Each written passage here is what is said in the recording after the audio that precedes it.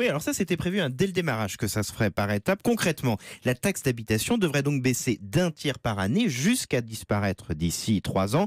Alors tout le monde n'est pas concerné. Logiquement, seront concernés tous les foyers qui déclarent un revenu fiscal de référence par part inférieur à 20 000 euros par an. Ça représente un peu moins de 8 contribuables sur 10.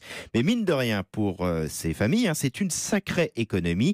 Dans les villes de plus de 100 000 habitants, la taxe d'habitation est en moyenne d'un peu plus de 1 000 euros par an. Et c'est parfois beaucoup plus dans les petites villes où il y a très peu d'entreprises qui payent de taxes. Ce revirement de dernière minute s'explique assez facilement. Pourquoi ? Eh bien parce que les retours sur un éventuel report de cette mesure phare de la campagne étaient extrêmement mauvais.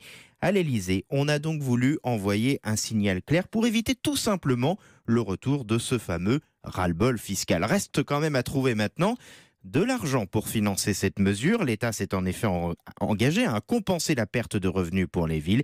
Mine de rien, on parle quand même de 10 milliards d'euros à trouver par an, une fois la réforme totalement achevée. Merci Emmanuel Duteil.